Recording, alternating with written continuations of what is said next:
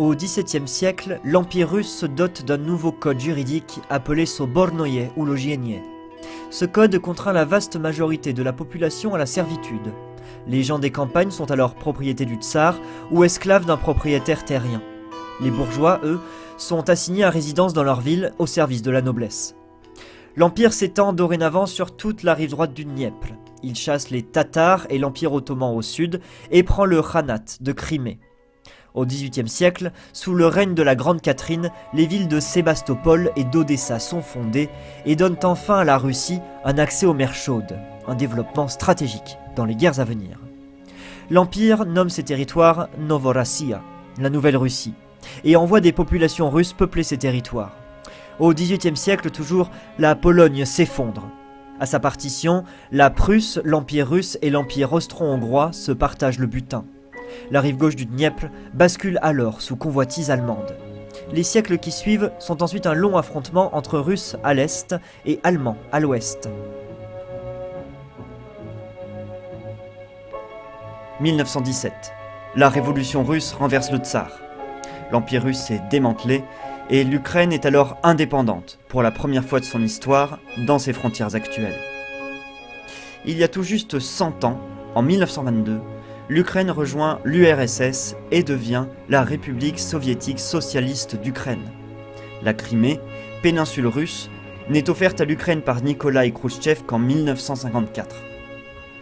Et si l'Ukraine redevient indépendante en 1991, cela n'efface pas les siècles d'histoire. Ainsi, quand la révolution Euromaïdan vient réveiller la division et s'en prend aux pro-russes, la Crimée avalise l'annexion de Poutine par référendum à 96% des suffrages. Les suspicions de fraude n'enlèvent rien à l'aveu de la réalité, les Criméens et les peuples du Donbass se sentent d'ascendance russe. Fin septembre 2022, les régions du Donbass, de Kherson et de Zaporizhia votent à leur tour massivement en faveur de leur rattachement à la Russie, par des référendums non reconnus par l'Occident. La seule chose que je sais, c'est que 70% des habitants de Mariupol soutenaient les Russes. Vous en pensez quoi de ce témoignage, Christian Magrélis? Mais ça détruit pas mal d'idées préconçues.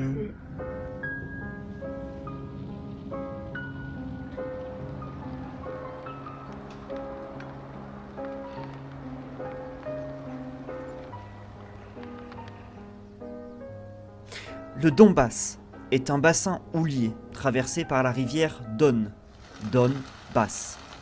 Région minière, elle est réorganisée sous l'ère de Staline à la manière soviétique. Collectivisation des terres, développement de l'industrie, la métallurgie embauche des ouvriers à tour de bras. Au XXe siècle, tout sentiment nationaliste ukrainien est alors sévèrement réprimé par les bolcheviks.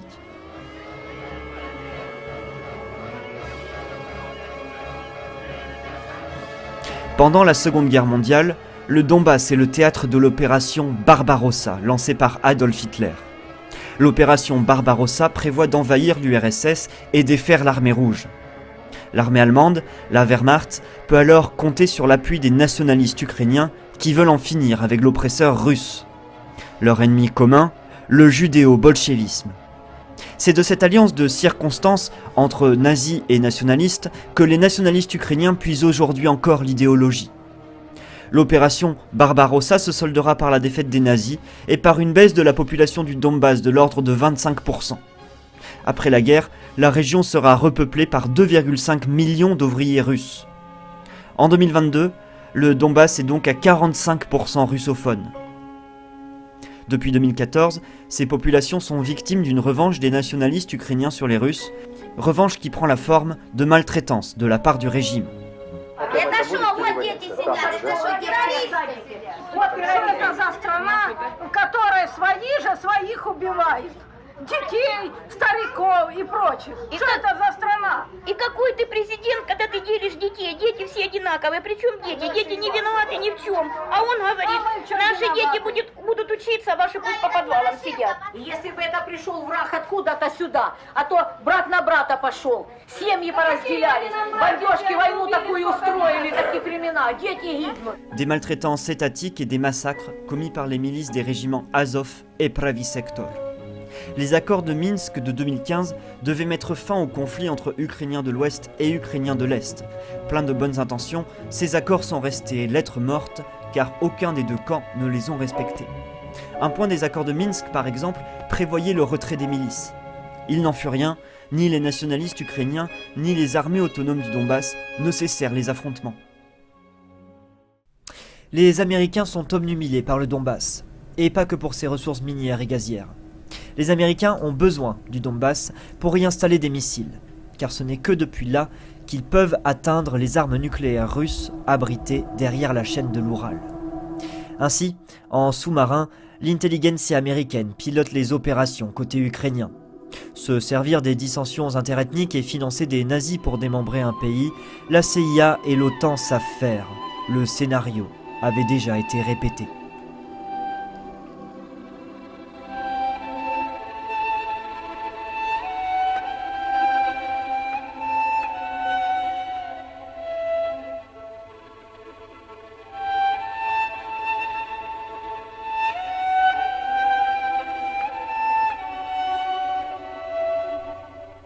Yougoslavia. Yougo pour Sud, la Yougoslavie est le pays des Slaves du Sud. En 1991, la guerre éclate en Yougoslavie entre Croates et Serbes. La Yougoslavie, c'est 6 républiques, 5 peuples, dont les Croates, les Bosniaques et les Serbes. Croates, Bosniaques et Serbes partagent une même langue, mais 2 alphabets et 3 religions différentes. La Yougoslavie était aussi un pays socialiste puissant, dirigé par le maréchal Tito. Héros de la Seconde Guerre mondiale et agent du KGB, il prend le pouvoir en 1945 et forme la République fédérale socialiste de Yougoslavie. Exit les identités nationales et religieuses, Tito mélange les Yougoslaves et dirige le pays de manière tout à fait singulière. Sa doctrine propose un équilibre entre socialisme et libéralisme. La Yougoslavie de Tito est alors un pays à l'économie florissante et à l'armée puissante. Le pays devient alors chef de file des États non alignés, ni à l'Est, ni à l'Ouest. Mais cette grande Yougoslavie est une grosse épine dans le pied américain. Le maréchal Tito meurt en 1980 et ses successeurs enfoncent le pays dans les divisions et la récession économique. Slobodan Milošević, nationaliste serbe, accède au pouvoir en 1987.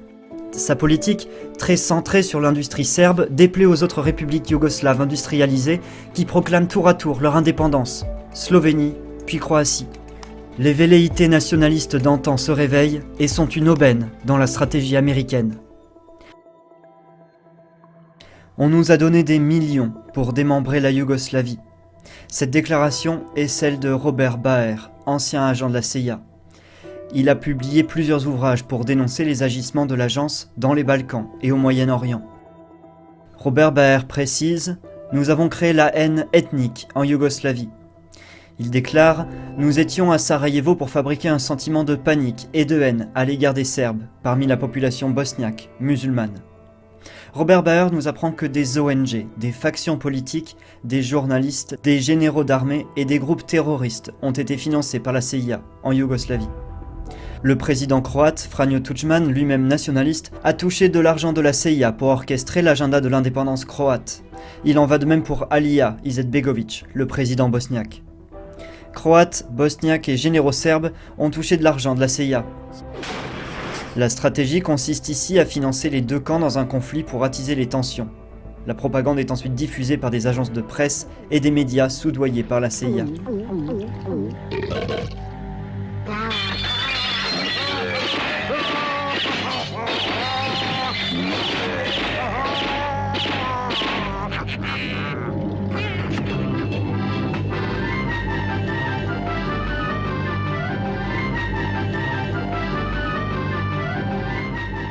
En Yougoslavie, les Oustachés sont les interlocuteurs privilégiés des Américains.